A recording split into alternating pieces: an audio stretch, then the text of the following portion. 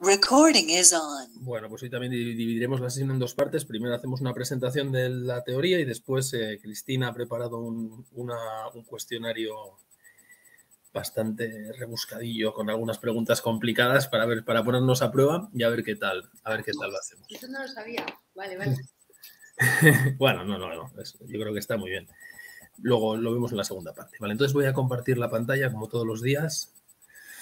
A ver, ¿dónde estás? Aquí.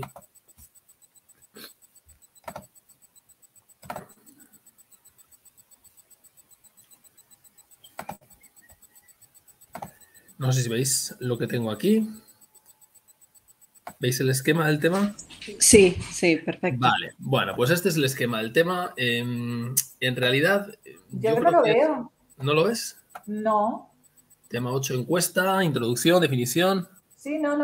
Lo veo en negro todo. Y es raro porque siempre he visto todo bien en todas las sesiones. No sé, voy a entrar y vuelvo a entrar y salgo. Vale, A ver qué pasa. haz la prueba. Sí, dice Cristina que si alguien no puede hablar con el micro, probad a cambiar de navegador porque a veces algunos navegadores dan problemas. Yo estoy trabajando con Chrome, normalmente con Chrome la cosa va bien. Pero bueno, pues vamos a empezar. Decía que... Buenas. Hola. Decía que este tema, bueno, yo creo que la presentación que hace el libro, esto va por gustos, ¿no? Pero a mí la presentación que hace el libro de este tema no me gusta nada. Me parece que está muy liada, muy poco organizada, va soltando cosas de forma desordenada y realmente yo, pues cuando lo estudié, cuando tuve que preparar el examen de esto, hice este resumen y en este resumen, pues creo que las cosas, claro, están mejor ordenadas para mi gusto. Entonces yo lo que voy a hacer es seguir este resumen que tengo aquí, en el que creo que se recoge lo más importante, el 90% de lo que está en el capítulo. Ya digo, que creo que es demasiado, que está muy desordenado lo que nos cuentan en el libro. Yo os lo voy a contar según este esquema que tengo aquí.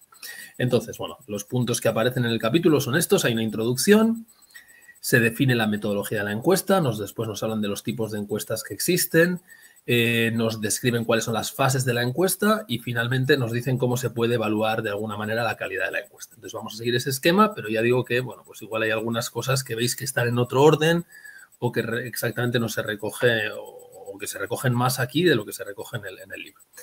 Bueno, lo que nos cuentan en la introducción, muy rápido. Bueno, pues lo que nos dicen es que fundamentalmente hasta el momento todo lo que estábamos haciendo, si recordáis, ¿no? Los capítulos anteriores habían hablado de experimentos, diseños experimentales, cuasi experimentos, caso único, que eran estrategias de tipo manipulativo, es decir, hay una variable independiente que el investigador puede controlar, modificar con la intención de ver si tiene efectos sobre otra variable que llamamos dependiente. Eso es lo que vimos en el 4, 5, 6. Luego en el capítulo 7 hemos visto que hay situaciones en las que las variables, pues por diversas razones, no se pueden manipular, muchas veces por razones éticas, otras veces por razones prácticas, no se pueden manipular y entonces llegamos a los acontecimientos cuando estos ya se han producido y es lo que se llaman los diseños ex post facto. Son diseños en los que bueno, las variables son de selección de valores, no son variables que puedan ser manipuladas, sino que simplemente el investigador va y observa qué ha ocurrido y dice, bueno, pues mira, pues esta variable se ha comportado así, esta otra se ha comportado de esta otra forma y trato de establecer si entre ellas hay relaciones o no. Eso suponía, recordaréis, que teníamos que renunciar a establecer relaciones de causalidad. Ya solamente podemos establecer la existencia de relaciones de asociación, correlación, covariación, etcétera. Lo cual, pues bueno, pues no es lo mismo, pero no está mal. Es decir, al fin y al cabo, pues podemos evaluar si las variables están relacionadas o no entre sí. El famoso adagio este de correlación no implica causalidad, parece que no. Cuando te dicen, no, es que eso solo es una correlación. Y parece que correlación implica no causalidad. No es eso. Correlación no implica causalidad, pero es necesario que haya correlación para que pueda haber causalidad. Por tanto, es importante también estudiar la correlación. Y en este nuevo capítulo, en este siguiente tema de la encuesta, seguimos en este mundo en el que ya no podemos establecer relaciones de causalidad. Lo que ocurre es que ahora, en vez de llegar a los acontecimientos cuando ya se han producido y sencillamente ver cómo son las variables y seleccionarlas, lo que hacemos aquí es preguntar. Preguntamos a personas normalmente, claro, que son las que son capaces de respondernos, ¿no? Y esa es la diferencia con los diseños ex post facto. Digamos que en el ex post facto ya se han producido los eventos y lo que hace el investigador es llega allí y recoge los datos que se han producido. Y en los diseños de encuesta, pues los acontecimientos se han producido ya, pero digamos que los datos no están disponibles, sino que tiene que haber un procedimiento por el que el investigador se acerca a los sujetos y les pregunta y recoge ciertos datos, pero no puede manipular esos datos. Es decir, seguimos en estrategias no manipulativas, seguimos en selección de valores. De alguna forma, o si queréis, aquí ya no es tanto selección de valores, sino, bueno, voy al público, a la población, que es el nombre correcto, y le pregunto. Y para preguntar, pues hay un procedimiento establecido que se llama la encuesta. ¿Vale? Por tanto, ideas clave. Encuesta. Diseño de tipo no manipulativo. Muy parecido al ex post facto. Muy parecido. No vamos a poder establecer relaciones de causalidad. Solamente podremos establecer relaciones de correlación. Y esas son las ideas básicas. Lo que nos cuentan aquí en la introducción es que, bueno, pues que son relevantes porque nos permiten inferir y predecir comportamientos, pensamientos, opiniones, sentimientos, actitudes de la mayoría, pues de las personas, de una población, de un colectivo, ¿no? Por ejemplo, pues ¿qué opinan los españoles sobre la actuación del gobierno para la gestión de la pandemia de COVID-19? Bueno, pues eso podría ser algo que se estudiara a través de una encuesta. Yo puedo, como investigador, acercarme a la población española y preguntarle, oye, ¿qué te parece a ti cómo lo ha hecho el gobierno de España en relación a la gestión de esta pandemia, ¿no? Nos permiten tener una visión general de las características en principio, de toda una población. Fijaos que aquí ya aparecen dos palabras que son muy importantes, dos conceptos que, bueno, que los que estamos también en análisis de datos ya sabemos que son conceptos importantes, que es el de población y el de muestra. Vale, es importante dejarlo claro desde el principio. Cuando hacemos una encuesta, a nosotros lo que nos interesa, idealmente, es conocer qué opina la población, qué opina, qué actitud tiene, qué comportamiento tiene, qué sentimiento tiene una población. ¿Una población qué es? Pues una población, normalmente, en psicología, por supuesto, es un colectivo amplio de personas.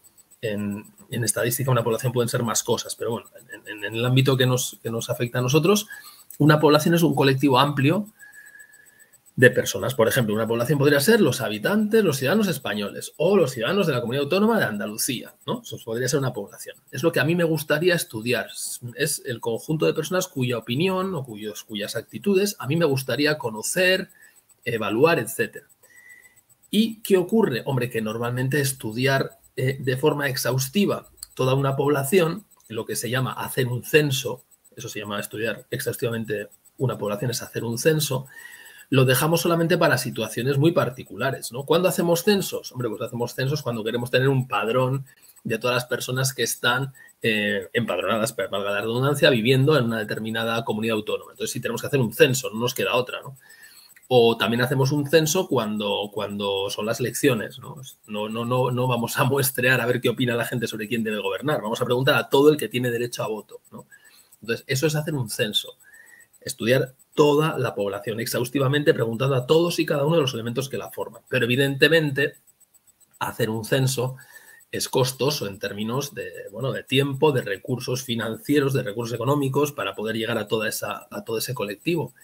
Y además, no solamente es costoso en términos económicos o de tiempo, sino que encima, además, cuando tú quieres estudiar toda una población, como el trabajo es tan enorme, tan ingente, pues hay mucho espacio para que se produzcan errores, para que se produzcan chapuzas. Es decir, cuando tengo que gestionar un montón de datos muy grande, hay más probabilidad de que se produzcan descuidos, que se produzcan errores, y por tanto, no es muy habitual recurrir a los censos. ¿Qué hacemos? Bueno, lo que hacemos habitualmente es recurrir a la estadística. Y la estadística nos dice que en realidad, si yo quiero conocer cómo es una población, no necesito estudiar toda la población, sino que puedo seleccionar una muestra representativa de esa población mediante muestra aleatorio simple, estratificado, lo que sea, estudiar esa muestra y mediante el procedimiento llamado inferencia estadística, generalizar los resultados de esa muestra al conjunto de la población.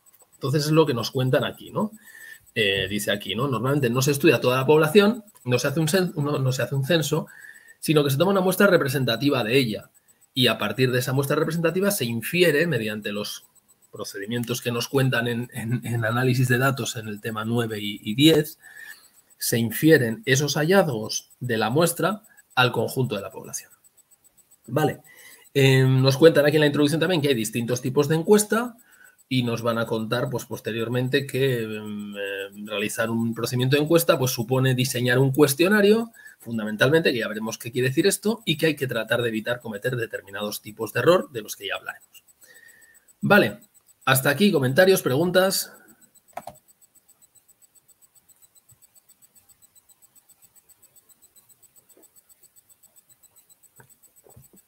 Ya veis que las asignaturas de fundamentos y de análisis están realmente muy, muy interrelacionadas entre sí. Están muy interrelacionadas. Sí. De hecho, algunos temas es que aparecen, ¿no? Es decir, el otro día veíamos, ¿no? Alguien hizo una pregunta en el grupo de Telegram y no sabíamos responder. Yo no sabía, sí. Creo que era sobre el muestreo estratificado con afijación óptima. Y decía, es que no aparece. Y digo, oye, pues es que sí aparece, ¿no? Y nos habíamos confundido. Uno estaba hablando de la asignatura de análisis y el otro está hablando de fundamentos. Es que el mismo tema nos lo cuentan en dos sitios. Y bueno, es normal porque son asignaturas que están muy, muy relacionadas. Bueno, continuamos. Entonces, ya estamos en el punto 2. En el punto 2 empiezan a definirnos la metodología de las encuestas. Entonces, nos dicen que se puede entender la encuesta desde dos puntos de vista.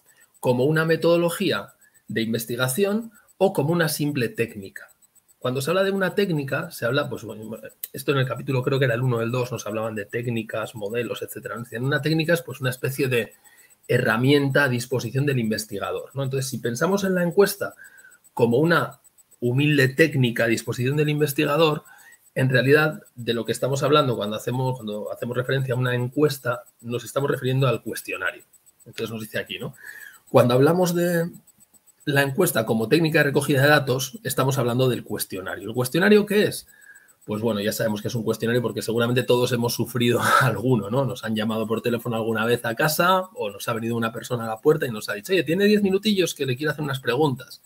Bueno, pues un cuestionario es una herramienta que consiste en un listado de preguntas con las que se pretende recoger pues, la opinión, la actitud, el comportamiento de las personas, ¿no? Y, lógicamente, pues para que ese cuestionario cumpla la función de recoger esa información de manera fidedigna y de forma que sea útil para los fines que tenga esa investigación, pues tiene que estar hecho de cierta forma. Es decir, no puede ser una chapuza de cuestionario, las preguntas no pueden estar redactadas de cualquier manera, las preguntas no pueden estar formuladas en cualquier orden, no pueden estar presentadas en cualquier orden, tiene que haber preguntas de control, preguntas de filtro, y de todo eso pues nos hablan en este capítulo en la siguiente parte. Entonces, esa es la idea de encuesta como técnica de recogida de datos. Y claro, en ese sentido, esta técnica se puede usar en cualquier tipo de diseño. Es decir, en un experimento yo podría usar un cuestionario.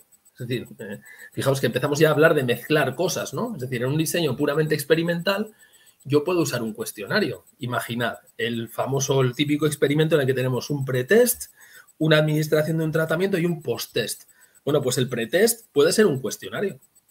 Es decir, en ese pretest yo le pregunto a los participantes una serie de cosas y lo hago a través de un cuestionario. Recojo cierta información a través de un cuestionario. Entonces, ahí estaríamos utilizando dos técnicas diferentes. Estaríamos usando el cuestionario, si queréis, la encuesta, como técnica de recogida de datos dentro de un diseño experimental.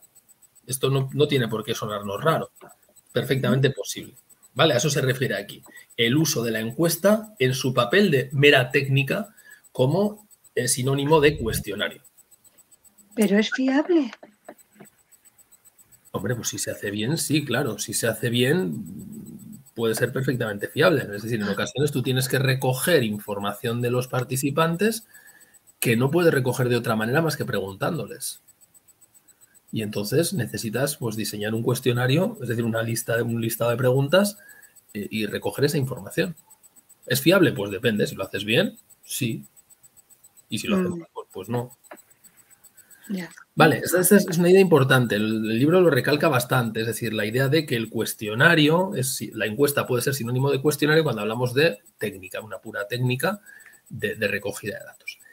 El libro, en este capítulo, no se centra en esta parte, sino que se centra en la metodología de investigación llamada encuesta. Es decir, la encuesta como tal puede ser todo un procedimiento, toda una metodología de investigación. Y eso es lo que nos cuentan en este apartado, ¿vale? O sea, nos olvidamos, en cierta forma, de el cuestionario como técnica aplicada dentro de otro diseño, dentro de un experimento, dentro de un cuasi experimento, dentro de y nos centramos en cómo se puede usar la encuesta como una metodología de investigación independiente de cualquier otra cosa. Y si lo hacemos así, nos dice, mira, si tú quieres usar la encuesta como única estrategia de diseño de investigación para una investigación concreta, no lo puedes hacer de cualquier.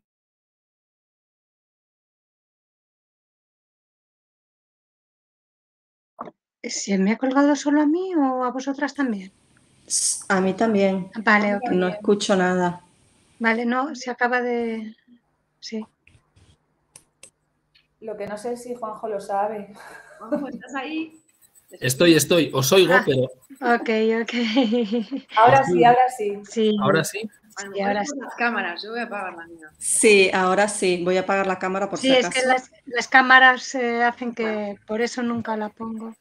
Vale, ¿ahora sí me oís?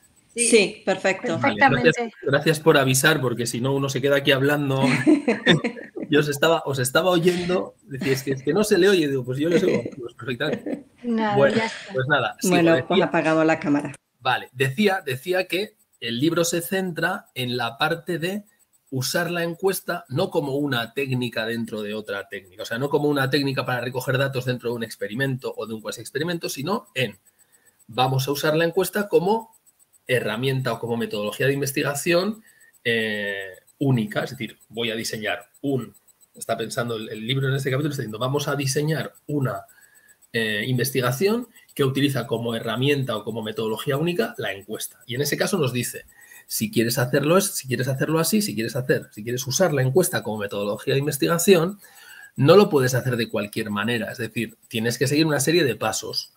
Hay unos pasos que en el libro se presentan en un bonito esquema, ¿no? Hay un esquema por ahí muy bonito en el que nos dice cuáles son los pasos que hay que dar en una investigación mediante el método de la encuesta. Bueno, pues los pasos son estos que están aquí. Primero, definir el objetivo de la encuesta. Segundo, determinar la información que se va a obtener. Tercero, planificar la encuesta. Cuarto, diseñar la encuesta. 5, codificar y analizar los datos. Y finalmente, transmitir esos datos, presentar los resultados. Vale, estos son los pasos que tenemos que dar. Es decir, primer paso, definir el objetivo de la encuesta. ¿Qué información quiero tener? Es decir, ¿para qué voy a hacer esta encuesta? Y esto hay que hacerlo de una forma bastante concreta. Es decir, no puedo decir, no, quiero hacer una encuesta para ver qué opina la gente sobre... No. La gente sobre no. Quiero conocer la opinión o las actitudes de los ciudadanos españoles sobre la gestión de la pandemia de COVID-19 durante el periodo 2020-2021. Eso es una definición del objetivo de la encuesta. Y he dicho un montón de cosas. He dicho cuál es el colectivo. Fijaos que he dicho que quiero recoger la actitud o la opinión de los ciudadanos españoles, así que he dicho que mi población de interés son los ciudadanos españoles y habrá que definir qué quiere decir eso. He dicho que el tema que quiero conocer, que quiero estudiar es la opinión que tienen sobre la gestión que el gobierno de España ha hecho sobre la pandemia de COVID-19. Por lo tanto, el tema lo he fijado también. Y he dicho que me interesa esa opinión en el periodo 2020-2021. Luego he fijado también un marco temporal. Y lo he hecho, quiero decir que cuando defino el objetivo, estoy en este punto de aquí, en esta definición del objetivo, no puedo ser vago, tengo que ser lo más concreto posible.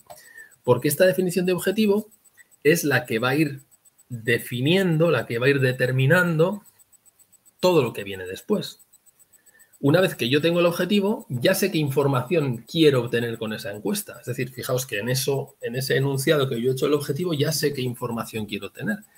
Quiero conocer la opinión, la actitud, o podría ser el comportamiento que han tenido los ciudadanos españoles al respecto de el cumplimiento de las normas que se han ido promulgando al respecto de la pandemia de COVID. Es decir, según el objetivo que yo haya definido, la información que yo quiera tener será una o será otra. Por tanto, la información que se va a obtener depende de cuál sea el objetivo que se ha planteado. Y una vez que tengo el objetivo planteado y eso me ha permitido saber qué información quiero obtener, eso me permite planificar la encuesta y decir, bueno, pues vamos a ver, ¿cómo voy a conseguir yo esta información? Vale, pues voy a preguntar a este colectivo. Es decir, voy a, por ejemplo, seleccionar esta muestra mediante un muestreo, por ejemplo, de tipo por conglomerados. Solamente voy a elegir algunas comunidades autónomas y dentro de las comunidades autónomas voy a elegir algunas provincias y dentro de las provincias algunas ciudades. Y allí voy a hacer un muestreo aleatorio. Y, es decir, la planificación de cómo voy a recoger esa información dependerá de qué información quiera tener. Y eso me llevará a diseñar la encuesta de una forma u otra, porque si yo quiero encuestar a personas mayores, tendré que pensar que el diseño de mi cuestionario puede ser diferente que si lo que quiero encuestar es a niños. Os podéis imaginar que encuestar a niños, a menores de edad, implica un diseño de cuestionario diferente del que implica una encuesta dirigida a adultos o una encuesta dirigida a personas de la tercera edad, ¿no? Por tanto, lo que nos dicen en este apartado, en el que nos dan la secuencia de pasos, que tiene que tener un diseño por encuesta, es que toda decisión que tomemos en las fases iniciales va a marcar, va a determinar lo que ocurre en las siguientes fases. El objetivo de la encuesta es el primer punto. Eso va a hacer que la información que quiera obtener sea una u otra. Eso me va a llevar a planificar la encuesta de una manera u otra. Eso me va a llevar a diseñar el cuestionario de una manera u otra, etcétera, etcétera. Y por tanto, bueno, pues es un proceso, digamos, en cascada, ¿no? Cada fase define la anterior. Y nos dice también el libro que es perfectamente posible que al ir entrando en detalles dentro de cada una de las fases, por ejemplo, en la fase de planificación, yo vaya tomando decisiones que me hagan volver a fases anteriores y modificar alguna cosa. Porque, por ejemplo, a lo mejor a mí me gustaría conocer cuál es el comportamiento que los ciudadanos españoles han tenido al respecto del grado de cumplimiento de las normas sobre COVID-19. Pero resulta que cuando diseño la encuesta me doy cuenta, por alguna razón, de que no puedo obtener el comportamiento de los ciudadanos, pues no sé por qué razón. Y entonces, como al concretar cómo hacerlo me encuentro con dificultades, a lo mejor eso me puede llevar a volver atrás y decir, pues mira, quería conocer el comportamiento que han tenido los ciudadanos, pero me voy a quedar solo con evaluar la actitud que han tenido, por ejemplo. ¿Vale? Es decir, es un proceso iterativo en el que ciertamente las fases iniciales van determinando lo que ocurre en las siguientes, pero también es un proceso en el que cada fase tiene la capacidad o puede generar, al llegar a concretar más, puede generar que tengamos que volver a fases anteriores para modificar decisiones tomadas anteriormente. Vale, en cualquier caso, los pasos habituales suelen ser, como digo, estos. Defino qué pretendo, qué información voy a obtener, planifico cómo voy a llevar a cabo esa encuesta, diseño el cuestionario propiamente dicho, es decir, las preguntas que voy a formular, y luego me planteo cómo codifico eso, es decir, cómo convierto eso que he recogido en papel, por decirlo de alguna forma, o he recogido en una encuesta a través de una web, cómo lo codifico, es decir, lo convierto en variables estadísticas, al fin y al cabo, y una vez que lo he convertido en variables estadísticas, cómo analizarlo, con qué software lo voy a hacer, con qué tipo de técnicas estadísticas, voy a usar una comparación de medias, voy a usar una regresión, voy a usar una ANOVA, voy a usar qué voy a hacer, ¿no? Tengo que ver cómo hago todo eso y finalmente tengo que preocuparme por presentar los resultados de toda esa investigación. Vale, este es el esquema. Ojo, una pregunta. Sí. En el estudio piloto se puede hacer esto, ¿no? ¿Qué has dicho? Sí, el estudio piloto ocurre normalmente aquí después del diseño de la encuesta, ¿no? Vendrá después, nos lo dicen, conviene hacer un estudio piloto, claro. Tú piensas en el objetivo que tienes, ves qué información quieres obtener, planificas una encuesta, diseñas un cuestionario y antes de ponerlo de largo, digamos, del estreno de la función, pues quieres hacer un ensayo general, ¿no? Y ese ensayo general, para ver si las cosas las has hecho bien, se llama prueba piloto. Esa prueba piloto suele ser la aplicación de tu cuestionario a un colectivo pequeño, normalmente una muestra que no es representativa, sencillamente para comprobar que las cosas están bien hechas. Se suele producir justo después del diseño y raro es que después de la prueba piloto no haya alguna modificación de lo que has hecho antes. Normalmente cuando tú, la idea está de que el papel lo soporta todo, pues es muy cierta, ¿no?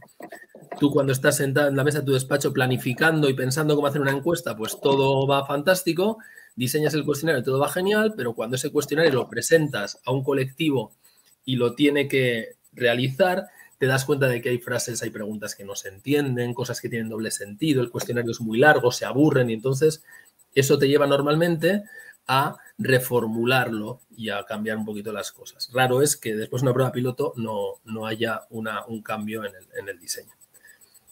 Pero bueno, eso lo comentamos más tarde. Sí.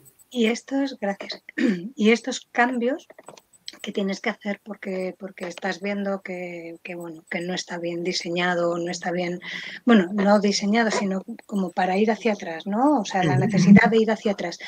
Esto se hace antes de presentarlo, ¿no? Antes de presentar la encuesta y empezar a hacerla, ¿no? Sí, vamos a ver. Lo primero, hay una fase, lo que se llama la investigación de despacho, ¿no? Es decir, tú te sientas en tu mesa y dices, vamos a ver, digamos que toda esta parte de aquí es algo que ocurre en tu despacho. Esto no necesita participantes. Tú estás sentado y dices, a ver, yo voy a hacer una encuesta, el objetivo que tengo es este, la información que quiero obtener es esta otra, la planifico, yo creo que esto lo podemos hacer de esta forma, mediante un muestreo de este estilo, diseño un cuestionario, hasta aquí todo va genial. Pero esto es la idea de el papel lo soporta todo.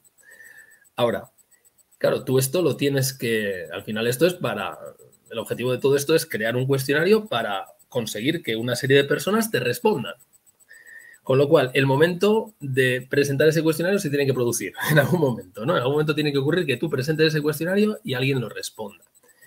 Es cierto que en este proceso, en tu propio despacho, tú tranquilamente puedes detectar problemas, pero ya te digo que el mejor detector de problemas en el cuestionario o en el método de encuesta que has diseñado es presentárselo a una muestra piloto. Es decir, presentárselo a un colectivo de personas que no han tenido nada que ver con esto y que son sujetos que deberían responder, ¿no?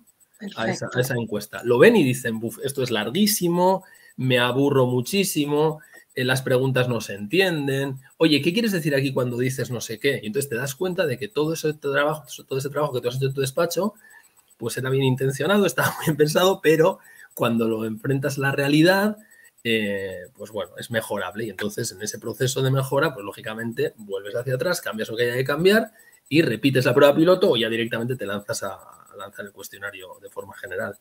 Entonces sí que es ideal, ¿no? Hacerla piloto.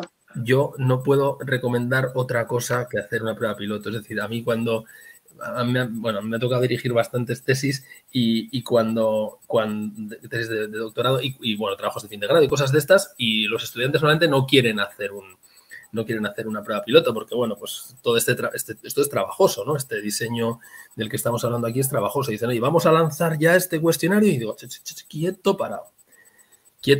Antes de lanzarlo, vamos a hacer una prueba piloto. Y todo el mundo se resiste. Vamos a hacer una prueba piloto y nadie después se ha arrepentido de hacer una prueba piloto.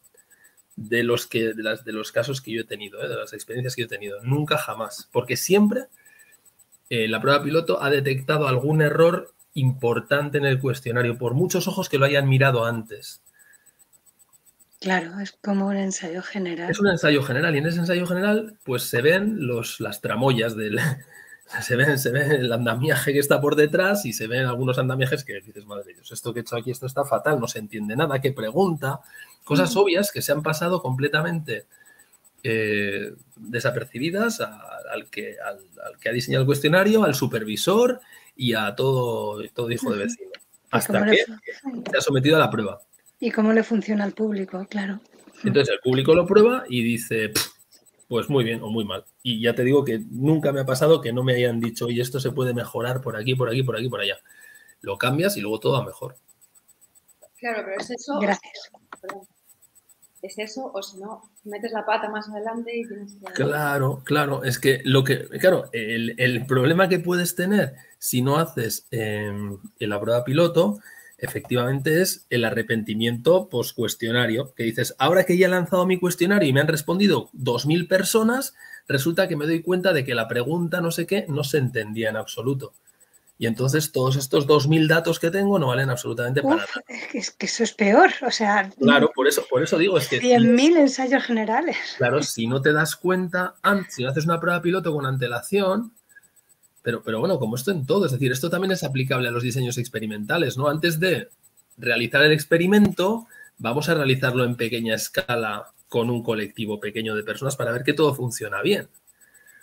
En otros temas no nos han hablado de la prueba piloto y parece que la prueba piloto es exclusiva de la encuesta, pero es que, vamos, no es así. Es decir, siempre hay que hacer prueba piloto. Antes de lanzarse y decir, venga, este es el experimento definitivo o esta es la prueba definitiva, vamos a hacer una prueba piloto para ver que todo funciona bien. Ensayemos. Y una vez que tenemos claro que el ensayo funciona es cuando ya nos ponemos de largo, estrenamos con éxito y aplauso y éxito de la crítica y del público. ¿Sí? Sí. Por tanto, fan de la prueba piloto. O sea, vamos. Tenemos que ser fan de la prueba piloto. Muy importante. Vale, seguimos entonces.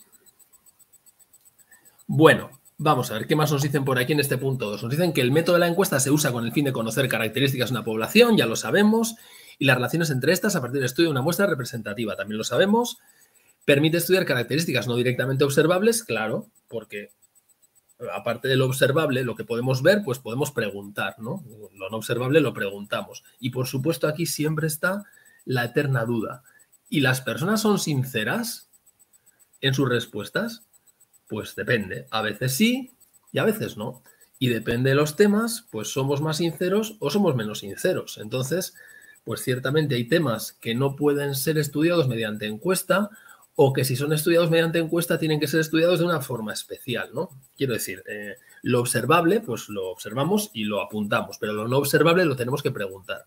Si eso que preguntamos es algo que no corresponde al ámbito interno de la persona y no es muy importante, pues no hay ningún problema. Pero si alguien le pregunta a otro, ¿tú eres racista? Pues va a responder que no. ¿Usted cuántas veces se lava los dientes al día? Va a responder que 3. No, es decir, hay cosas, o si le preguntan ¿cuánto ganó usted el año pasado? Le va a decir, ¿a usted qué le importa? Es decir, hay cosas que no se pueden preguntar porque corresponden al ámbito interno de la persona y eso obviamente es cultural, ¿no? Depende en qué cultura puede ser más o menos íntimo ciertos temas. Y hay otras cuestiones que son, bueno, pues que van a recibir como respuesta la socialmente deseable, ¿no? Pues se lava usted los dientes, pues claro, ¿cómo no me voy a lavar los dientes? 3 Por veces, eso te decía. Por eso te decía yo antes lo de la fiabilidad, claro, la deseabilidad social y claro, ciertamente, pues efectivamente hay muchos elementos que pueden hacer, hay muchos temas que son susceptibles de que la respuesta no sea todo lo sincera que nos gustaría. Y entonces existen técnicas, lo que pasa es que el libro no entra en ese detalle, pero existen técnicas para proteger de alguna forma la intimidad de las personas mediante el método de la encuesta. Esto como puro chascarrillo, ¿no? Pero, por ejemplo, fijaos, una técnica que se usa es la siguiente, es la respuesta aleatorizada. Fijaos, es una cosa bastante ingeniosa, ¿no? Le dices a una persona, lance una moneda al aire, ¿vale? Estás en el diseño, en un cuestionario, ¿eh? Y en el momento en que la pregunta 10 le dice, por favor, ahora consiga una moneda y lance una moneda al aire.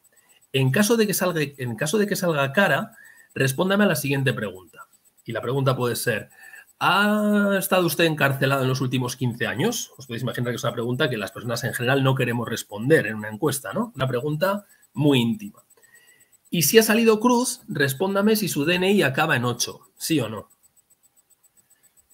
Fijaos, es una pregunta que tiene 2 subpreguntas. Una pregunta que, digamos, va directamente a un tema muy íntimo de esa persona, si ha estado encarcelado o no ha estado encarcelado en el último periodo de tiempo, y una pregunta que no tiene ninguna importancia, que es si su DNI acaba en 8 o no acaba en 8.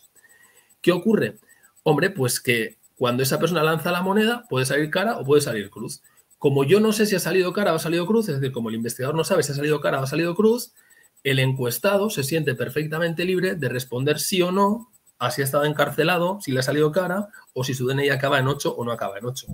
Entonces, esto nos permite no saber exactamente si esa persona ha sido encarcelada o no ha sido encarcelada, pero por una aplicación de un principio de probabilidad muy sencillo, porque ahí conocemos todo, sería un teorema de Bayes de estos que vemos en el tema 6 de estadística, podemos calcular perfectamente cuál es la probabilidad de que una persona haya estado encarcelada en los últimos 10 años. Esa es una forma, por ejemplo, de garantizar la intimidad de las personas. Si a vosotros os preguntaran esto, os dijeran, lanza una moneda al aire. Si sale A, me respondes una pregunta íntima. Pues si sale A, no, si sale cara, me respondes una pregunta íntima. Y si sale cruz, me respondes una pregunta que no tiene ninguna importancia.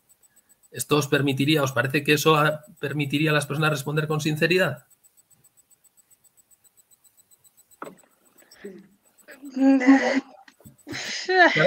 Bueno, es una forma, es una herramienta para que tú digas, no, yo he puesto que sí, pero ese sí no es sí. ¿A qué corresponde? Claro, yo puedo poner sí, pero ese sí no es porque yo haya estado encarcelado, es sí porque mi DNI acaba en 8. Tienes esa excusa, ¿no? Por tanto, puedes poner un sí, si fuera que tienes que poner un sí, porque has estado encarcelado. Entonces, esa es una técnica que se usa. El libro no lo comenta, pero bueno, simplemente como anécdota, ¿no? Hay técnicas dentro de la encuesta para conseguir que te respondan a preguntas que son, bueno, pues digamos, íntimas, etcétera, etcétera. Luego también el método de encuesta empleado puede llevar a que el encuestado sea más proclive a responder o no a este tipo de preguntas. Claro, si a ti te hacen una encuesta en tu hogar, cara a cara, pues igual te resulta más violento decirle al encuestador que tienes ahí en la puerta que te han metido en la cárcel en los últimos 10 años. Pero si es una encuesta por correo y esa encuesta es anónima, pues a lo mejor se lo cuentas, ¿no? O, por ejemplo, si te preguntan sobre cuál es tu salario en el año 2021, cuál es el salario bruto en 2021, pues si te lo preguntan en euros, a lo mejor no te apetece contarlo, pero si te dan intervalos, te dicen de 0 a 20.000, de 20.000 a 40.000, de 40.000 a 60.000, de 60.000 a 80.000, de 80.000 a 100.000. Bueno, pues igual ahí te sientes más cómodo, ¿no? O si esa pregunta está hacia el final del cuestionario, cuando ya has conseguido ganarte la confianza de la persona. Es decir, bueno, pues las preguntas que son más difíciles de responder normalmente se dejan para el final. ¿Por qué? Hombre, pues sobre todo porque, mira, si no me quieres responder ya más, porque se enfada y dice, ya no quiero responder, por lo menos me ha respondido el anterior. Y además porque ciertamente, pues normalmente te has ganado ya la confianza y bueno, pues ya tu corazoncito al final te dice, bueno, pues te voy a responder. Pero ciertamente, aquí estamos siempre dependiendo de si el encuestado es sincero o no es sincero.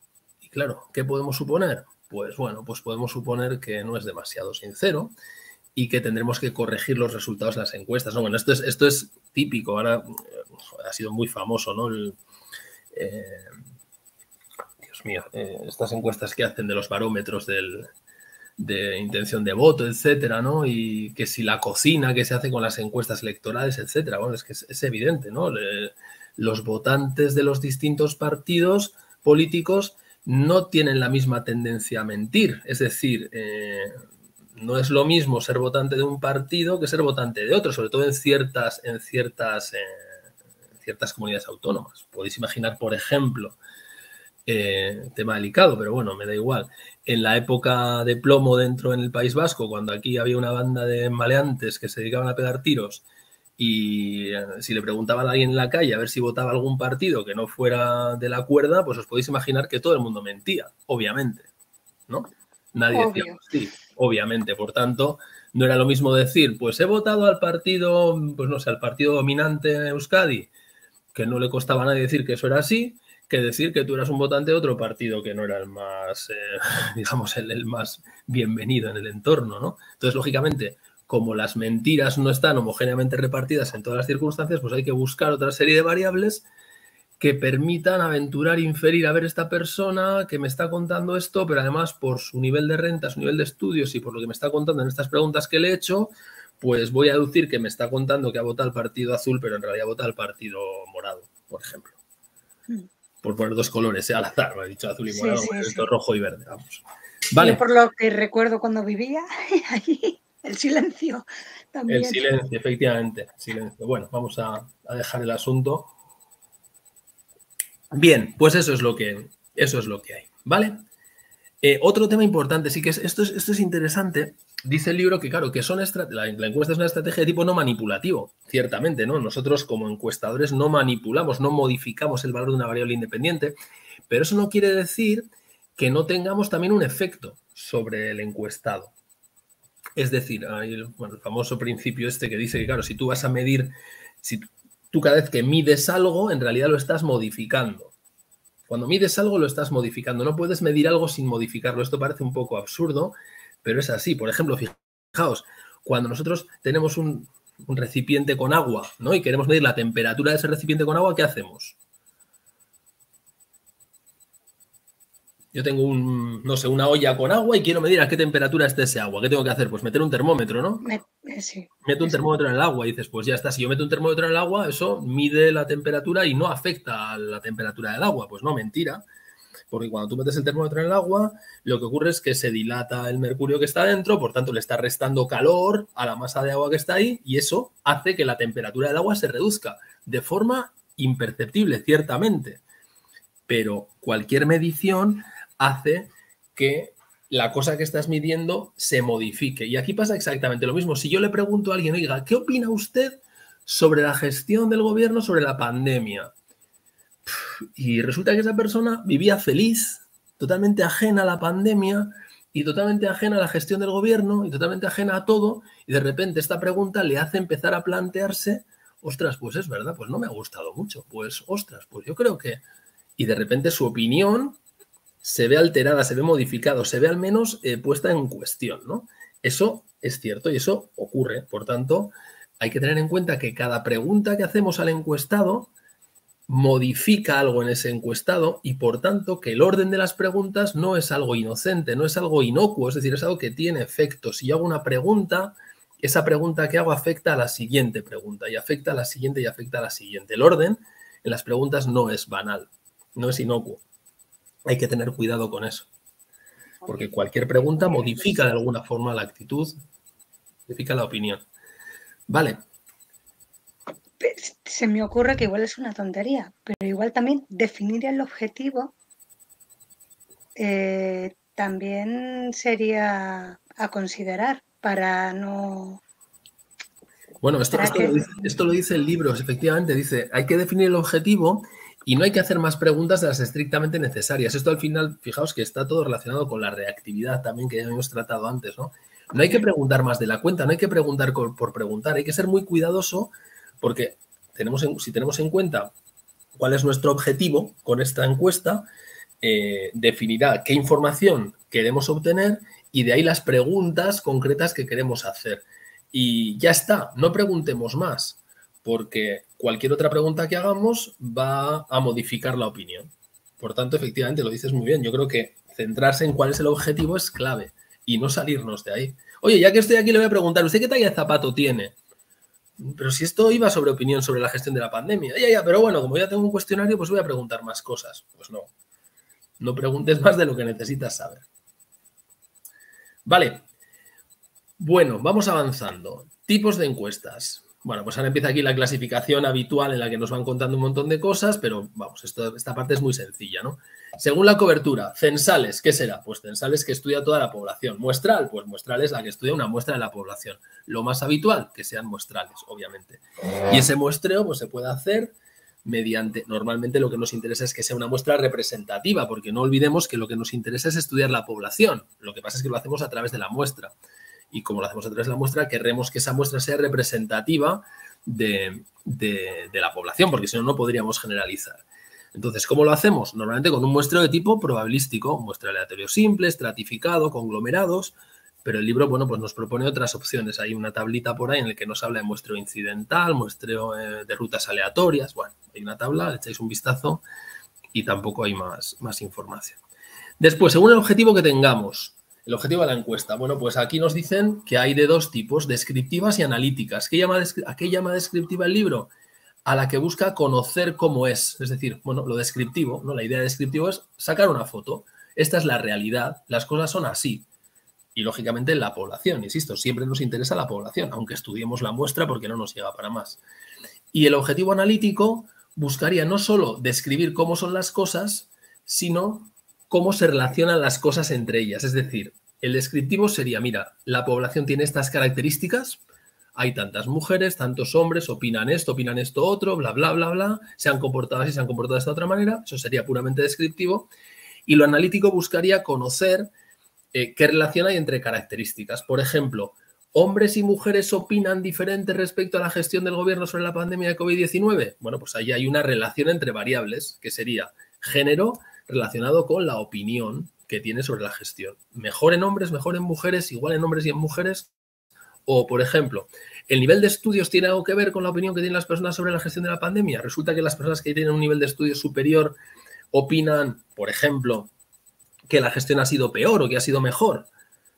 ¿O hay una interacción entre género y nivel de estudios para explicar la opinión sobre la gestión de la pandemia? O, por ejemplo, ¿no? Voy poniendo ejemplos, las personas que tienen un nivel de estudios más avanzado se han mostrado menos cumplidoras de las normas que se han promulgado para la gestión de la pandemia, ¿no? Y ya veis que aquí detrás hay hipótesis, se pueden plantear hipótesis, ¿no? Hipótesis de investigación.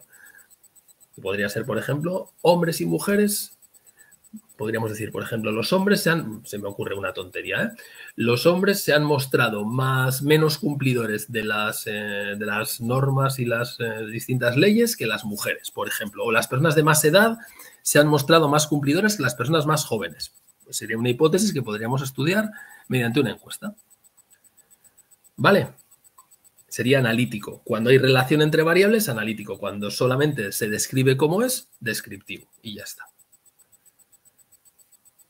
¿Preguntas, comentarios? ¿Vamos bien? Sí, vamos bien. Sí. Venga, Realmente. pues seguimos entonces. Es que, Según la perdona, es que se me estaba ocurriendo que a partir de estas encuestas se pueden se pueden crear multitud de experimentos y de experimentos no. estudios. Estudios sí. La encuesta es muy, muy versátil. La encuesta es muy versátil, permite estudiar muchísimas cosas. La única pega, bueno, una de las pegas importantes que tiene es la validez interna. Es decir, no puedes asegurar que algo cause otra cosa, pero sí que puedes estudiar relaciones de correlación y de asociación. Mirad, yo llevo 25 años trabajando en esto y prácticamente toda mi investigación se basa en hacer encuestas. Experimentos creo que he hecho 2 o 3. Prácticamente solamente haciendo encuestas puedes publicar. Puedes publicar en revistas científicas sin mayor problema. Y es muy versátil, puedes estudiar muchísimas cosas. Muchísimas cosas.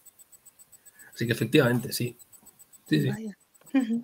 Gracias. Vale, según la dimensión temporal. Bueno, pues esto ya nos lo habían dicho antes también. Ya el libro se empieza a repetir un poco en algunos temas.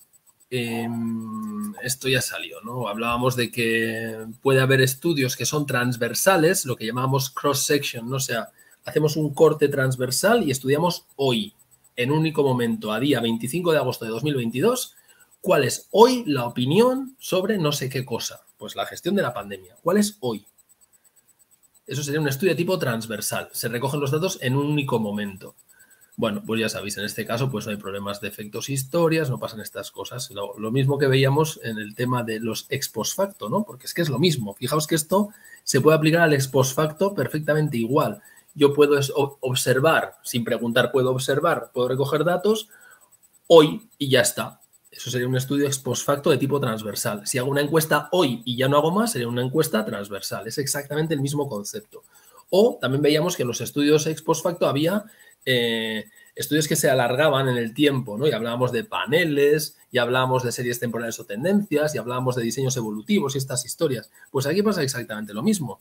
Lo que no es transversal, lo que no ocurre una sola vez en el tiempo, se llama longitudinal.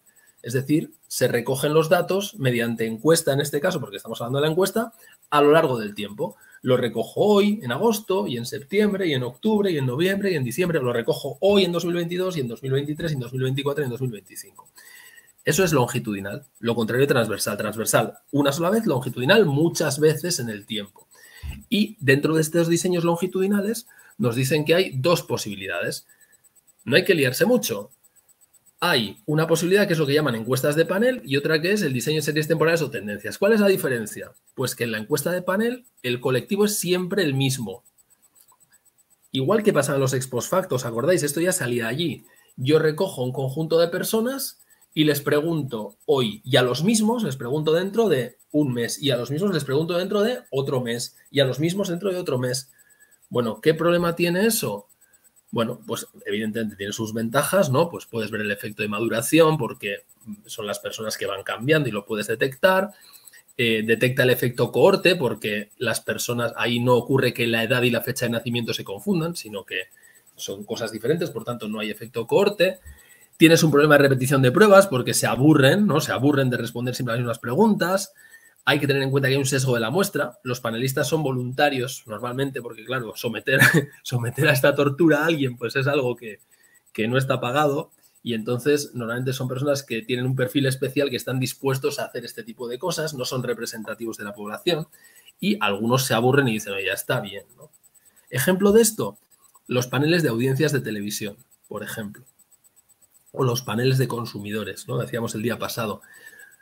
O estas tarjetas de fidelización que todos tenemos, ¿no? Pues en cierta forma las encuestas, esas tarjetas de fidelización son un panel de consumidores en el que todos nosotros vamos contando periódicamente el mismo conjunto de individuos, vamos contando qué estamos comprando y cuándo compramos tal producto y junto con qué otro producto compramos este producto, etcétera, etcétera, etcétera, ¿no? Y a cambio pues nos pagan con unos míseros puntos y unos descuentillos productos que jamás compraremos. Porque no sé si os pasa a vosotros también, pero hay una enorme correlación entre que te den un descuento para algún producto y que no lo hayas comprado en la vida. Sí. No sé si os pasa. Sí. O productos También. muy caros que no Sí, quieres comprar. eso es. Vale, entonces es una encuesta de panel, es longitudinal y el colectivo que se analiza es siempre el mismo. Y lo contrario es, pues lo que llama aquí un diseño de series temporales o tendencias. ¿Qué es eso? Pues vamos preguntando las mismas cosas pero a personas diferentes. Es decir, en realidad, ¿qué es un diseño de series temporales o tendencias? Pues es como un montón de diseños transversales, porque lo que hago es, hoy pregunto a unos cuantos y dentro de un mes pregunto las mismas cosas pero a otro colectivo, a otra muestra seleccionada de la misma población, pero que no está formada por las mismas personas, sino que son otros. ¿Qué es esto? Pues la típica encuesta de intención de voto, ¿no? Del CIS, ¿no? Una encuesta de intención del Centro de Investigaciones Sociológicas que mide la intención de voto. Estas se suelen publicar en los periódicos de tirada nacional con cierta periodicidad. Y resulta que ahora el partido azul ha subido medio punto en intención de voto y el partido verde ha bajado medio punto en intención de voto. Bueno, pues esas encuestas son en realidad series temporales, porque ¿qué ocurre? Que preguntan lo mismo una y otra vez, pero no siempre al mismo colectivo de personas, no es un panel, sino que van preguntándolo a distintas personas. ¿Problema que tiene? Pues que pueden estar afectadas por el efecto cohorte. ¿Por qué? Esto puede sonar raro. Si recordáis del tema anterior, el efecto cohorte quería decir que se confunde la edad con la fecha de nacimiento. Es decir, yo puedo decir, resulta que las personas de más edad no tienen capacidad de, yo no sé, no se manejan bien en entornos digitales, ¿no? Podemos pensar en eso. En realidad no se debe a que la edad tenga un efecto o suponga una pérdida de habilidades digitales o habilidades de gestión en entornos digitales, sino a que las personas de más edad pertenecen a una cohorte que cuando creció y se formó, pues no estaba expuesta a ese tipo de tecnologías y por tanto no es tanto un efecto de la edad, sino un efecto de la cohorte a la que esa persona pertenece, ¿no? Claro, en las series temporales eso no puede pasar. ¿Por qué no puede? En las series temporales, digo, formadas de esta manera, ¿no? Con colectivos diferentes, porque aquí edad y fecha de nacimiento son cosas diferentes. En cada momento, pues tendremos Perdón, sí se puede dar, lo estoy diciendo al revés. En este caso sí que se puede dar, porque en este caso, efectivamente, la fecha de nacimiento es exactamente lo mismo que la edad. No ocurre como en el caso de la encuesta de panel, en la que yo voy viendo, oye, pues esta persona tenía esta capacidad y la deja de tener. Hombre, pues esto es un efecto de la edad, porque esta persona que la vengo estudiando desde hace 15 años, antes se manejaba muy bien en entornos digitales y ahora resulta que se maneja peor. Bueno, pues eso quiere decir que hay un efecto de la edad sobre esa variable. Mientras que aquí, pues eso no lo puedo detectar. Vale, en este caso, pues no hay problema de repetición de pruebas porque son personas diferentes, no hay sesgo de la muestra porque no es necesario que una persona esté todo el tiempo respondiendo, sino que son personas diferentes y por tanto es fácil seleccionar personas representativas y no hay pérdida de participantes porque no se aburren. Vale, luego las ventajas que tiene el panel son las desventajas de las series temporales y viceversa. Vale, bueno, le echéis un vistazo y esto yo creo que se entiende bastante bien en el libro. Bueno, las fases de la encuesta ya las hemos contado. Y aquí pues ahora vamos a repasarlo con un poquito más de detalle y ya vamos acabando porque ya la verdad es que queda poquito. Vale, el objetivo de la encuesta, ¿no? Decíamos que las fases son primero definir cuál es el objetivo y esto es clave. El objetivo general de una encuesta siempre es obtener información para mejorar el conocimiento sobre algún fenómeno o para tomar una decisión en circunstancias de menor incertidumbre. ¿Yo para qué hago una encuesta? Pues hago una encuesta para conocer, para obtener información, porque quiero conocer algún fenómeno, o puedo hacer una encuesta porque soy, por ejemplo, una administración pública y quiero tomar una decisión reduciendo la incertidumbre. Ya sabéis que la información reduce la incertidumbre, hace que tengamos menos riesgo en esa toma de decisiones. Bueno, aquí nos cuentan que el objetivo general se puede concretar en objetivos más específicos, esos objetivos específicos en preguntas de investigación e incluso que pueden llegar a formular hipótesis si tenemos una encuesta con fines analíticos. ¿Vale? ¿Esto qué quiere decir? Vamos a concretarlo. Objetivo general. Estudiar la opinión de los ciudadanos españoles sobre la gestión gubernamental de la pandemia COVID-19. Ese es el objetivo. ¿Qué quiero? Obtener información en este caso. Simplemente quiero conocer eso para mejorar el conocimiento, para ver cuál es la opinión de las personas sobre ese tema. Perfecto. Este objetivo general se puede concretar en objetivos más específicos. Bien, en concreto, quiero saber si hombres y mujeres tienen la misma opinión. Quiero saber si los colectivos por grupos de edad tienen las mismas opiniones o si hay diferencias. Si el nivel de estudios puede tener diferencias sobre la opinión que tienen las personas sobre la gestión de la pandemia, etc, etc. Puedo concretar ese objetivo general en objetivos más específicos. Y lo puedo llevar hasta preguntas de investigación, que puede ser o formulación de hipótesis. Formulación de hipótesis. Hipótesis de investigación. Las personas de más edad tienen una opinión más desfavorable a la gestión de la pandemia que las personas más jóvenes. ¿Vale? Ya veis. Es una especie de esquema en forma de embudo. Parto de algo muy general, opinión sobre la pandemia, y lo voy concretando progresivamente a preguntas de investigación, a formulación de hipótesis. ¿Y todo esto a qué me lleva? Pues fijaos, cuanto más voy concretando, en mejor circunstancia estoy para diseñar el cuestionario. Porque si voy concretando mi objetivo en preguntas de investigación y en formulación de hipótesis, fijaos que finalmente esto prácticamente lo puedo traducir a preguntas, a enunciados en la encuesta. Vale, luego lo que buscamos con este esquema que se nos plantea aquí en este apartado de objetivo de la encuesta es cómo pasar de un objetivo general bien expresado, pero muy genérico, a cuestiones más concretas, objetivos específicos, preguntas de investigación, formulación de hipótesis y finalmente a las preguntas concretas que yo tengo que hacer a los encuestados para conseguir responder a esas hipótesis, a esas preguntas de investigación, a esos objetivos específicos y finalmente a ese objetivo general que tengo con mi investigación. ¿Se entiende esta idea? Sí. Una pregunta, entonces también te sirve incluso a la hora de luego hacer tu informe o lo que estés haciendo también, ¿no? Porque estás como, lo que estás diciendo lo entiendo como que diriges un poco lo que quieres conseguir, ¿no? Claro. Es que, claro, tú de partida tienes un objetivo general, como el ejemplo que estoy poniendo es un objetivo muy genérico. Pero, claro, si yo digo, quiero conocer la opinión de los ciudadanos españoles sobre la gestión de la pandemia COVID-19, pues vale, genial, pero ¿cómo lo vas a hacer, no? Y para dar sentido a eso, para llenarlo de contenido, tengo que ir concretando eso en distintos aspectos. ¿Me va a importar la relación con otras variables? Sí, entonces va a ser una encuesta tipo analítico. Y entonces tengo que pensar qué otras variables pueden influir en esto, ¿no? Pues pienso, por ejemplo, en el género, pienso en la edad, pienso en el nivel de estudios, pienso en la comunidad autónoma, pienso en tal. Entonces, eso me va a llevar a concretar eso en una serie de hipótesis, porque si yo pienso que el género puede tener algo que ver, seguramente en mi cabeza hay una hipótesis que puede decir que a lo mejor hombres piensan peor que las mujeres o piensan mejor, o según la edad se piensa que la gestión ha sido mejor o peor. Es decir, si a priori yo pienso que la variable género o la variable edad es importante, es porque en mi cabeza de alguna forma hay una hipótesis. Entonces, todo esto es lo que poco a poco me va permitiendo dotar de sentido a esa idea general de obtener información, que es una cosa muy general. Y claro, poco a poco se va concretando en la pregunta concreta que yo le tengo que hacer a un encuestado en ese cuestionario que le voy a administrar. Vale. Bueno, dice... Sí, perdón. Como ir acotándolo cada vez más, ¿no? Eso es, ir concretándolo cada vez más. Especificando, ¿no? Eso es. Y a la vez esto de ir concretando lo que hace quizá es que tu propio sesgo no... O al contrario. Es que hay que ser muy cuidadoso. Claro, hombre, yo aquí te diría que lo que tienes que hacer es primero, como investigador, intentar buscar objetividad. Esto es. Y segundo, equipos. Es decir, esto se hace en equipo. Eso te iba a decir, vale. Esto se hace en equipo, claro.